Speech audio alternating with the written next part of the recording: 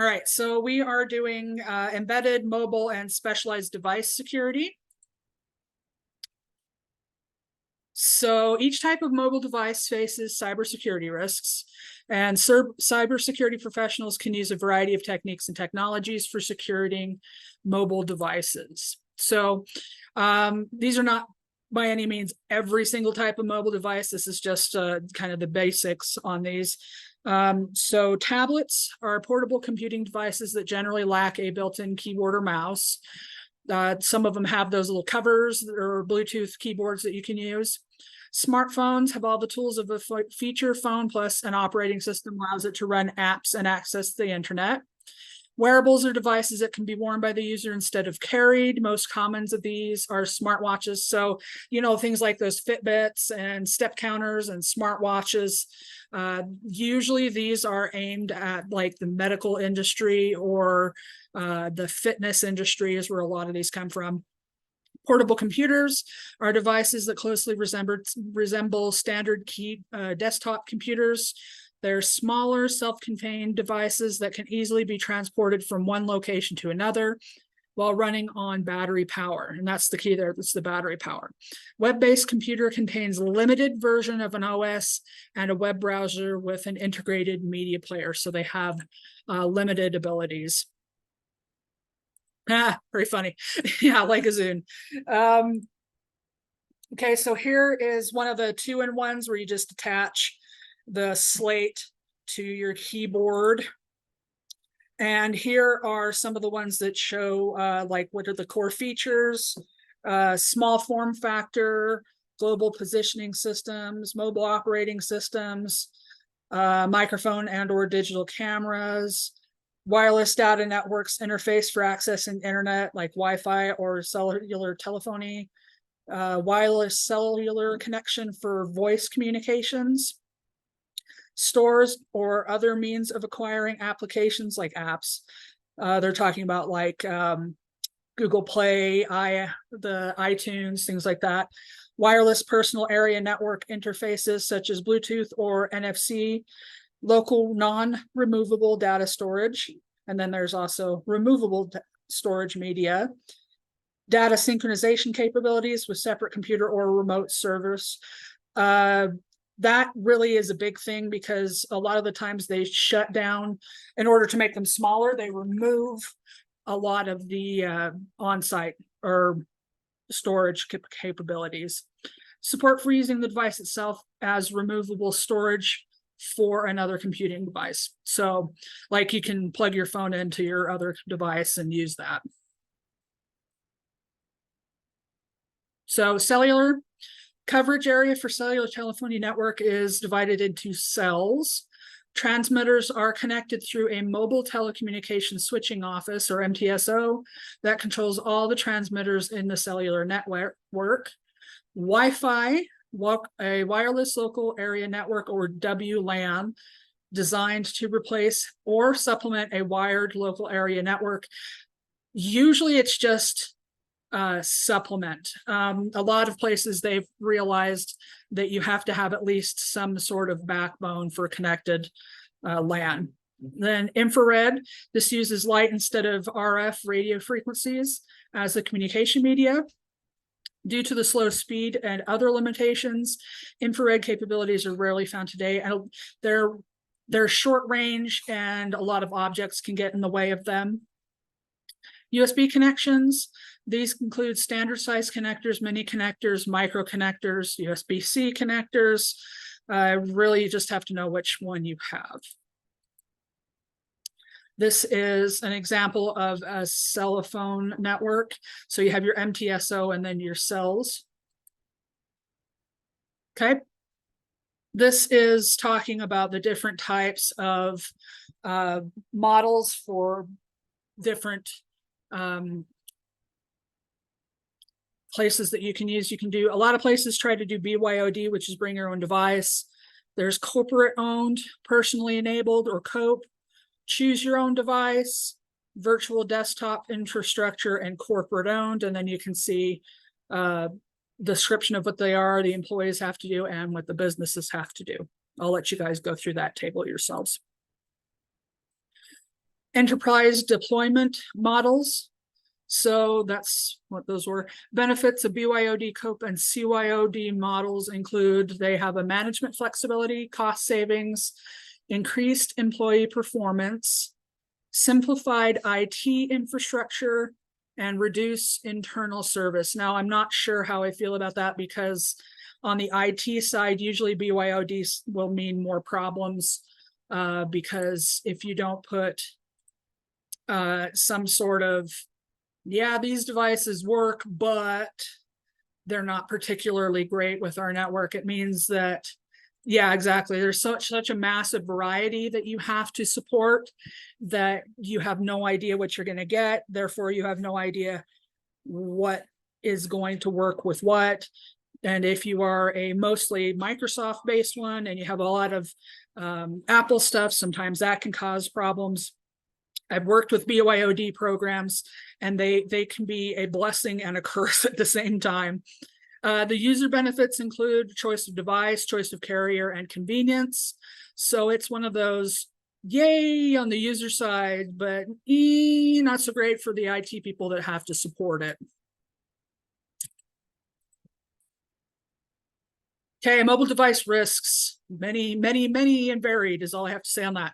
Security risks associated with using mobile device include mobile device vulnerabilities, connection vulnerabilities, and accessing untrusted content. Another thing that I will throw in here, a lot of people do not feel like they have to put antivirus on their smartphones, and that has to be hammered into their head. Because if you're going to have them on your network and they don't have that on there, it's basically just opening a device to get into your network. Mobile device vulnerabilities. So physical security, mobile devices are frequent lost or stolen, limited updates, security patches and updates for mobile OSs are distributed through firmware over the air, OTA updates, location tracking. Mobile devices with GPS capabilities typically support geolocation. Mobile devices using geolocation are at an increased risk of targeted physical attacks. A related risk is GSP tagging, which is adding geographical identification data to media. Unauthorized recording. By infecting a device with malware, a threat actor can spy on an unsuspecting victim and record conversations or videos. Another bad one was while we were in the army, they had an internal Wi-Fi for like the computers that would float around, so people could like pick up their the laptop that they would hook up to a desktop station and go and take it somewhere else to do something. But everyone wanted to constantly try and connect their personal devices to the Wi-Fi. Oh no. Yeah, that's another problem when you've got different levels like that. I had there's a guy that I used to work with that ended up moving into a much more secure government-based, one of those ones where you have to put all of your personal devices into a locker. And one of his coworkers was an idiot and took a personal thumb drive in and plugged it in and got fired on the spot. And that is how serious some places are about what you can and cannot plug into their network. So yeah, be aware of that. Mobile, yes, that means convenience, but it also means convenience for the attackers. Connection vulnerabilities, looks like we get another table. Accessing untrusted content. Users can circumvent the built-in installation limitation on their smartphones by jailbreaking on iOS or rooting on Android devices to download from an unofficial third-party app store, which is called sideloading. And you really don't even have to jailbreak or root in order to do that. You just have to know what settings to turn off. And there are jailbreak and rooting can give you a lot more access, but there are ways to do side loading, at least minimal side loading, without doing that. So it's impressively bad how people can do it. Untrusted content can invade mobile devices through SMS, MMS, and RCS text messaging. Mobile devices can access untrusted content using QR codes. An attacker can create an advertisement listing a reputable website, but include a QR code that contains malicious URL. So Part of the problem with phones is people may have figured out that there's social engineering through email, but for some reason that doesn't seem to follow across to, oh, those messages I get on my phone from random people can do the same thing. And now we have the added fun of infected QR codes, because basically QR codes, you can make QR codes. There's all sorts of sites out there that you can go out on and make your own QR code that just points to whatever website you want it to. It's not hard. Okay, so here is your physical ones. So let's go through these. There's tethering. A mobile device with an active internet connection can be used to share that connection with mobile device through Bluetooth or Wi-Fi. So the vulnerability there is an unsecured mobile device may infect other tethered mobile devices or the corporate network. So it can basically be used as a pivot point to get to other vulnerabilities. USB on the go.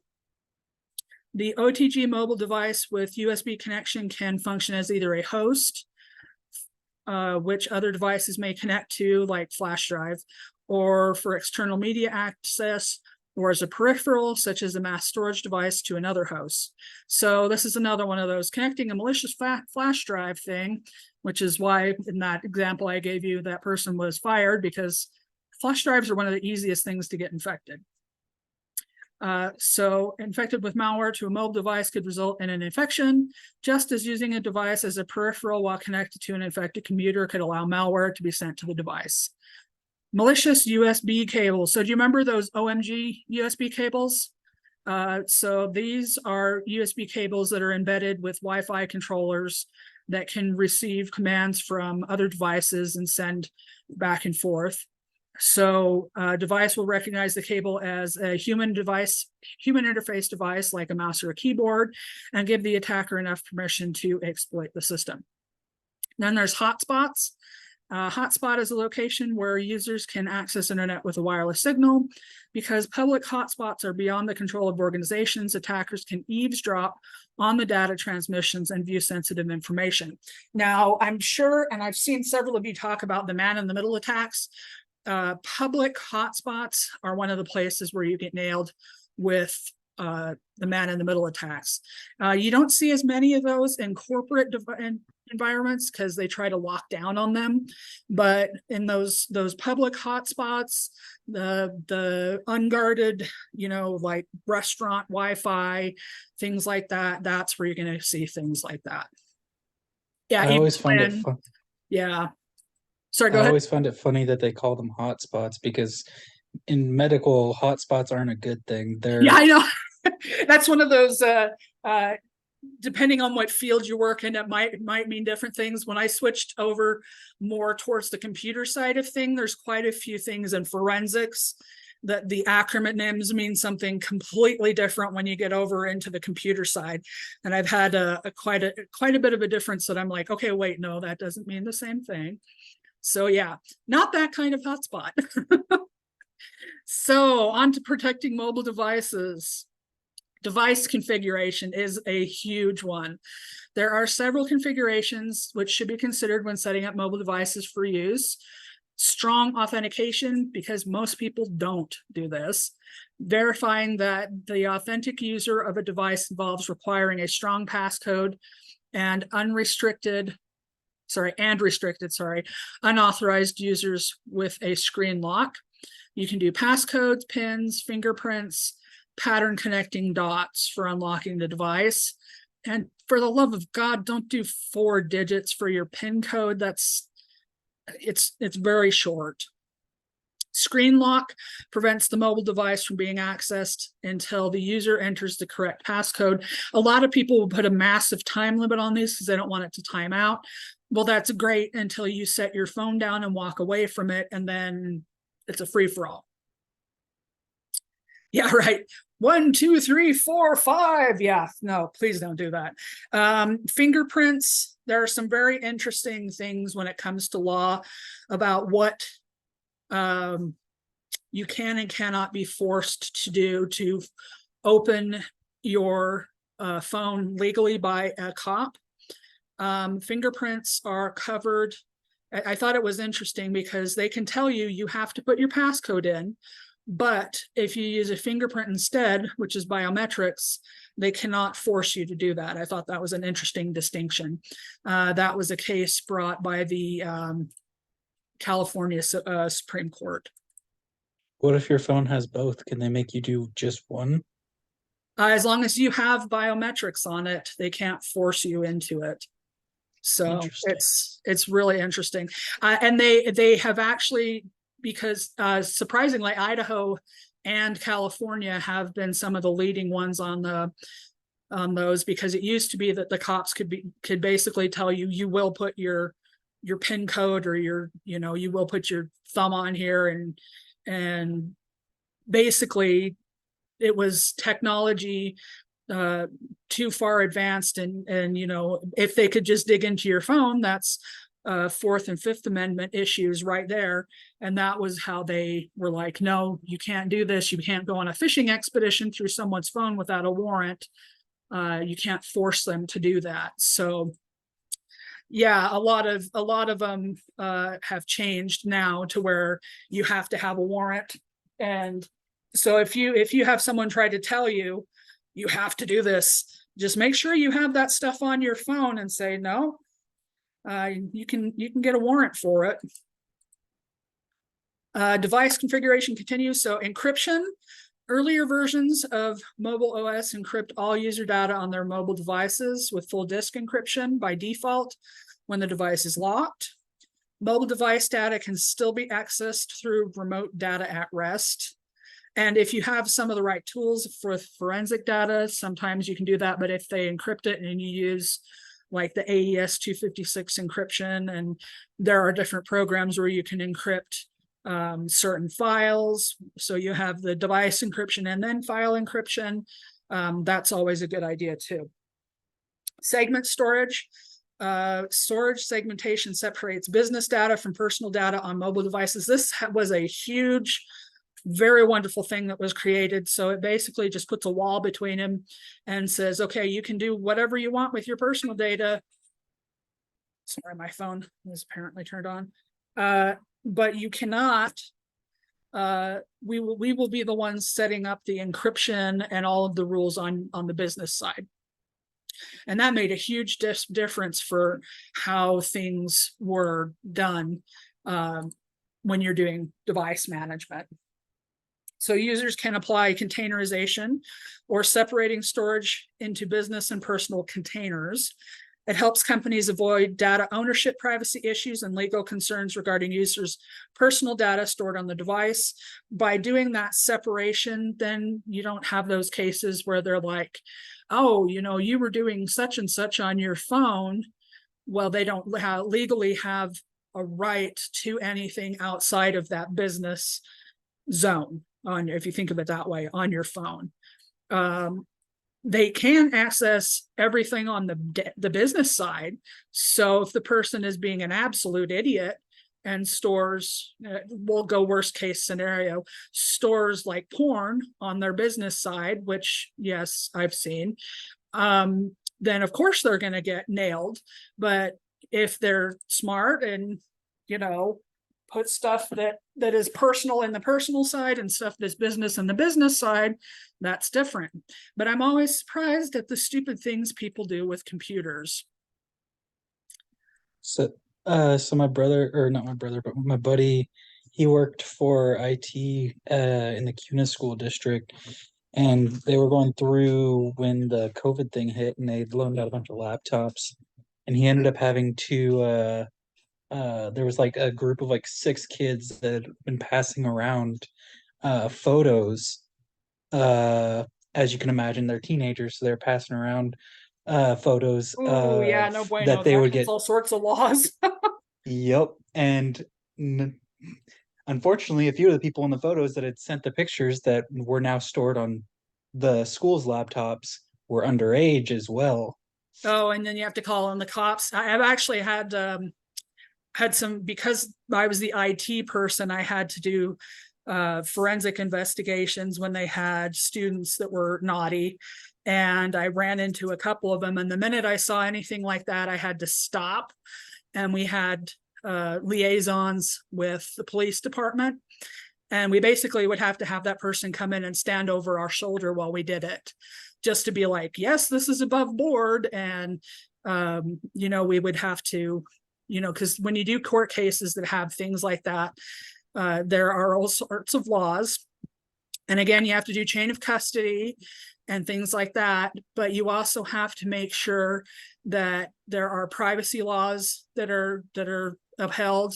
And then you also have to do things like destroying records properly so that those particular files are not saved where they should not be saved. And it is, I will admit, not a fun part of your job. It is just absolutely not fun at all. So yeah, that was one of my least favorite things that I ever had to do, was anytime they were like, we need you to do a deep dive on the students. I'm like, oh, please don't do anything stupid. So yeah. Middle school and high school students were usually the ones that, and the thing that surprised me the most were the idiots that would save stuff in their Google Drive. And I'm like, you do know we can see all this, right? It just floored me. But yeah, they don't think about it. But it's got their name on it. Yeah, that's exactly what they were safe. like. And one of them put like soundtracks or music, and I'm like we aren't smart enough to go and look there. It was just terrible. So I had to explain, yeah, some people are just not smart. Yes, that is exactly it right there.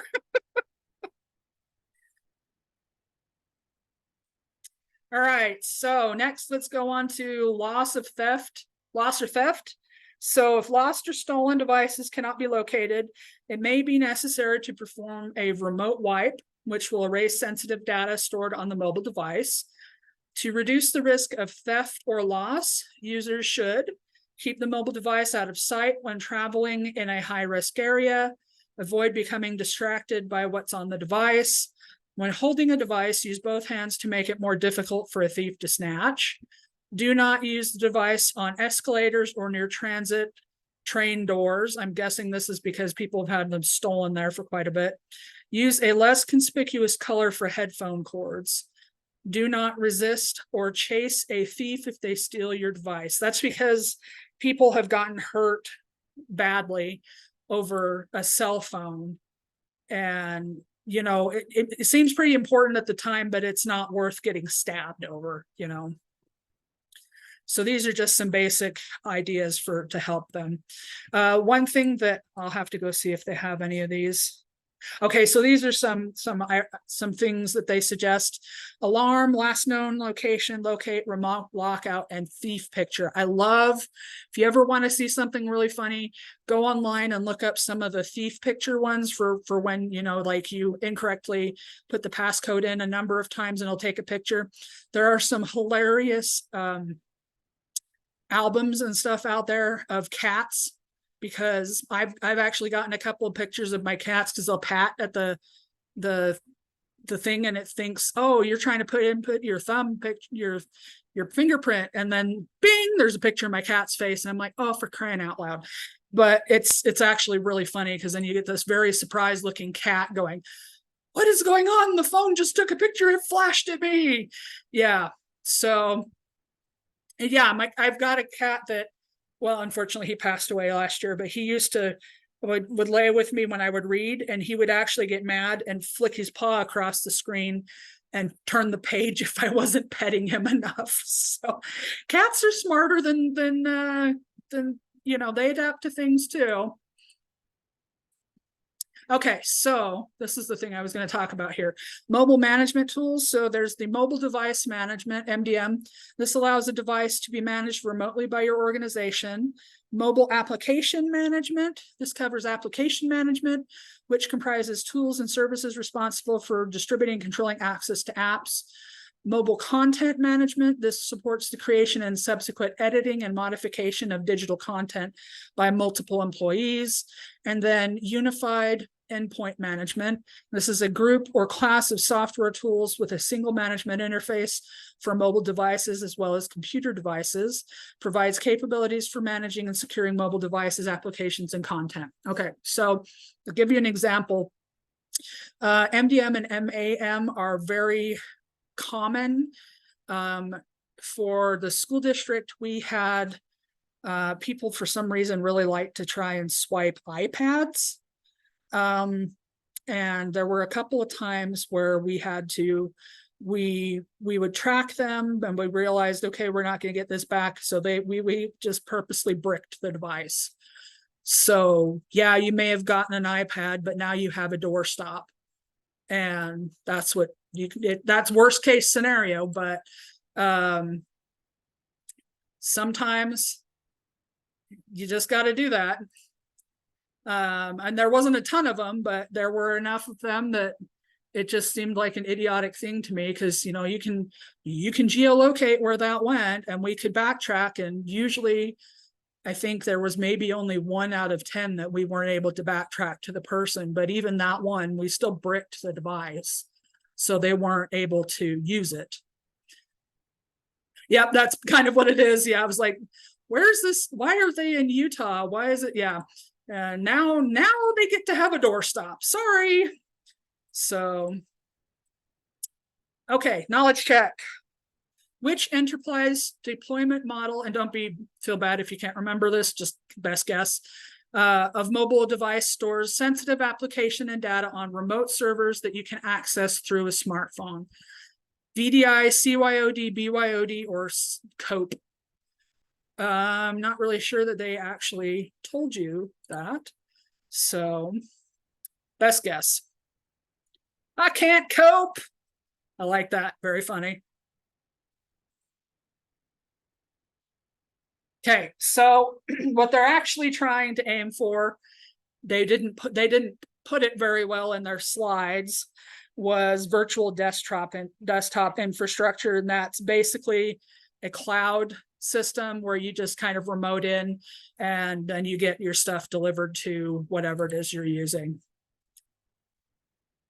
Yeah, they just said that there was VDI, but they didn't actually explain it very well. So that's why I said, I'm not sure that this one's going to come across well. Okay. Which mobile management tool provides capabilities for managing and securing mobile devices, applications, and content?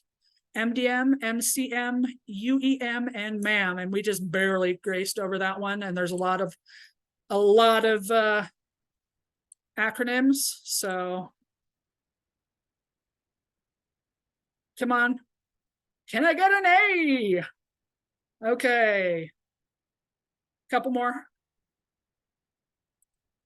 Let's see what we got. Yep, unified endpoint management. Good job.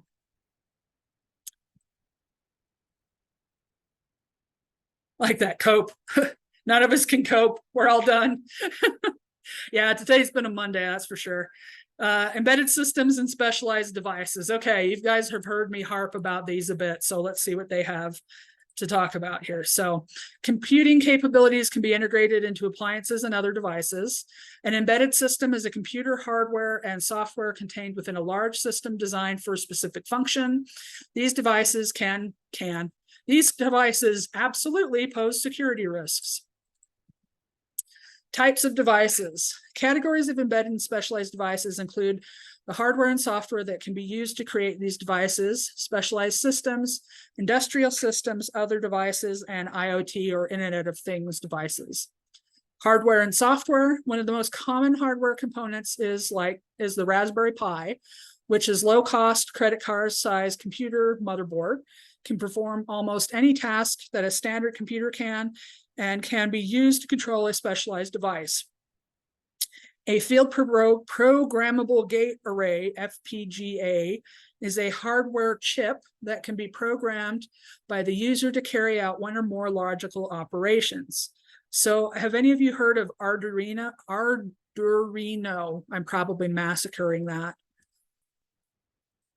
Yeah, okay. So it's one of those chips that you can use. You can attach a Raspberry Pi or all sorts of different things to, and I've seen some really cool stuff. I saw someone make a automated sprinkler system out of it. Probably the coolest project I ever saw was they had these little probes that you put down in the soil, and the probes would tell the device, hey, water percentages is down past this certain level, and then that tripped the sprinkler system to turn it on. And I was like, that is just cool that you can do that. Then there's system on a chip, combines all the required electronic circuits for various computer components on a single chip. SOCs often use real-time operating systems, or RTOS. Specialized systems. Digital smart meters are used to measure amount of utilities consumed.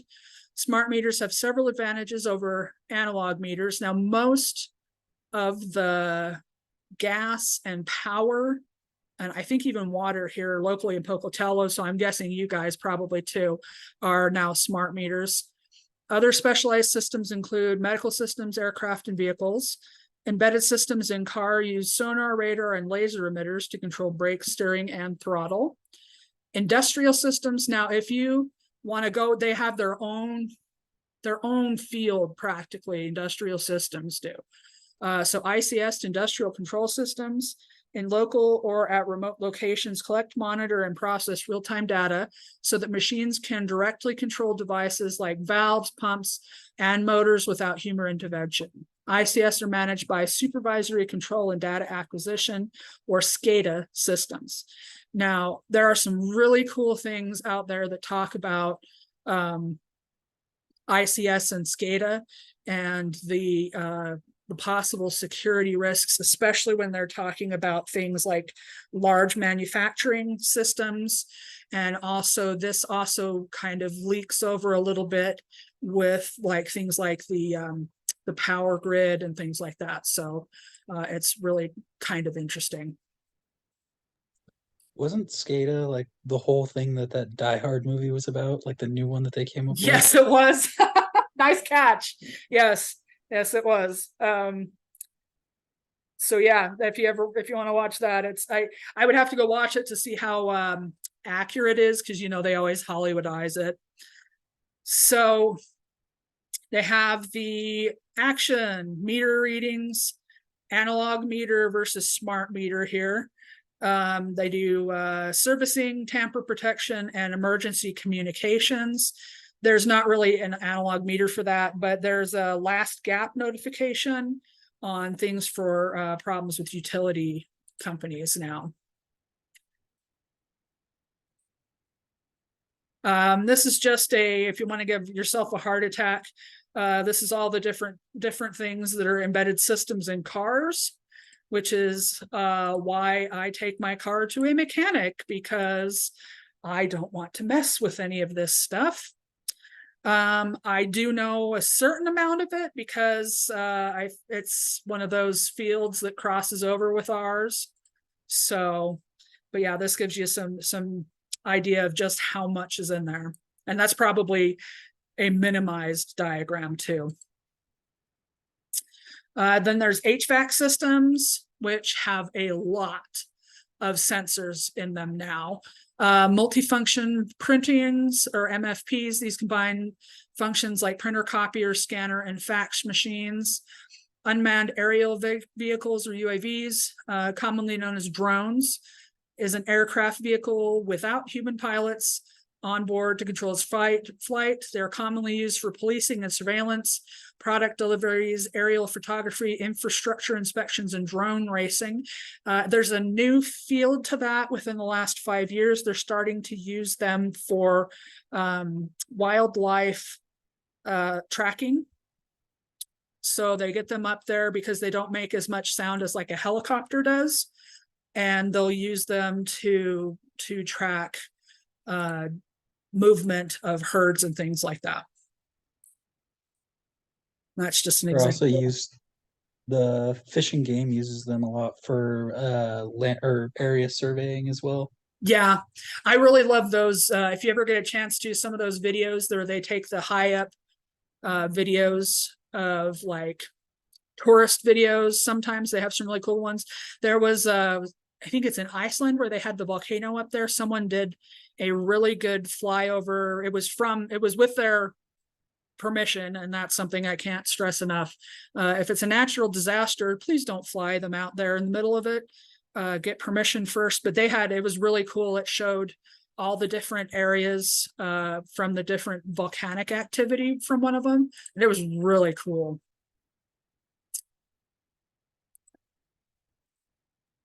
If anyone wants to be a drone pilot, a really good way to get into it is get like a commercial drone and then fly it over government buildings. Yeah, no. That's a good way to get a knock on your door, though. Internet of Things, like I've talked about, that's your connecting any device to the internet for the purpose of sending and receiving data to be acted upon. So IoT devices include wearable technology, as well as every home automation items like thermostats, coffee makers, tire sensors, slow cookers, keyless entry systems, washing machines. They even have electric toothbrushes, headphones, and light bulbs. Body area networks or bands. This is a network system of IoT devices in close proximity to a person's body that cooperate for the benefit of the user. Autonomous Body Sensor Network is ABSN, introduces actuators in addition to the sensors so that the immediate effects can be made on the human body.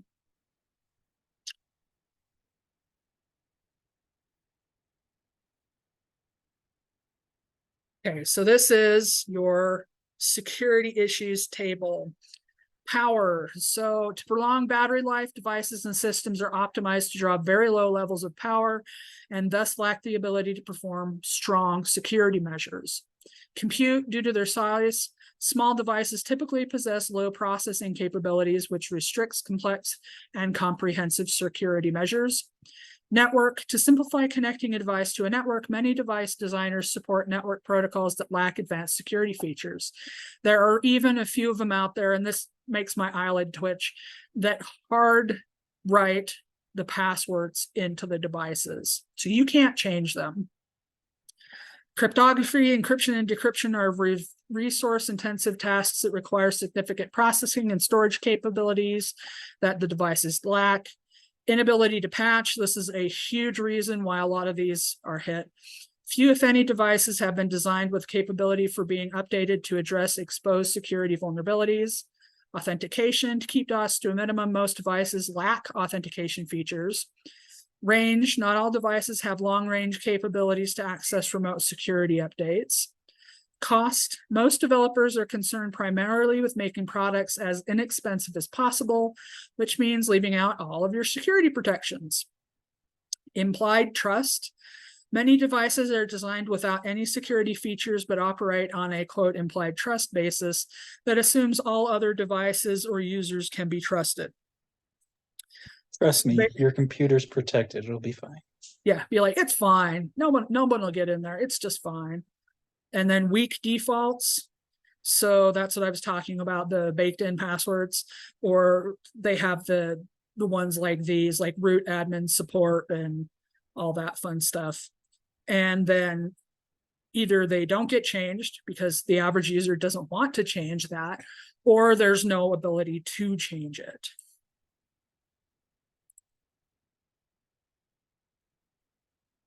Over several years, many industry-led initiatives have attempted to address security vulnerabilities in IoT and embedded devices. The initiatives were scattered and did not represent a comprehensive solution to the problem.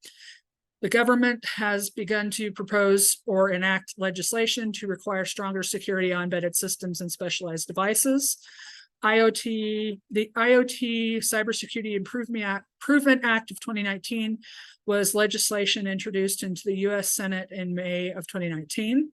California and Oregon passed state laws addressing IoT security that went into effect in January of 2020 that requires that connected devices be equipped with reasonable security features appropriate for the nature and function of the device and the information the device collects, contains, or transmits. But even that, that's a pretty big loophole, because what is a reasonable security feature?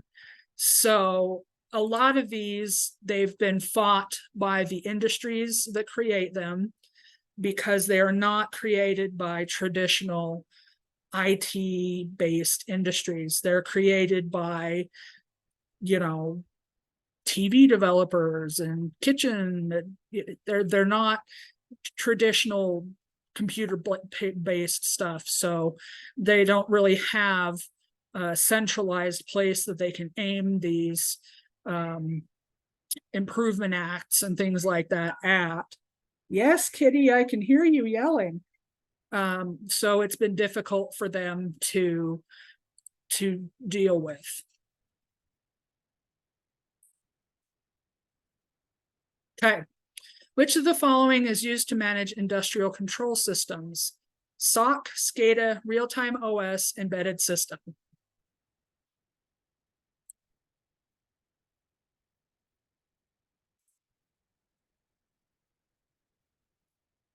I think we mentioned it a couple of times, so it's the SCADA. All right, and like I said, tonight's lecture is short and sweet, so that is it, because it's a pretty short lecture. Okay, so for tonight, that's it. I'm going to go ahead and hit stop record here, so we just have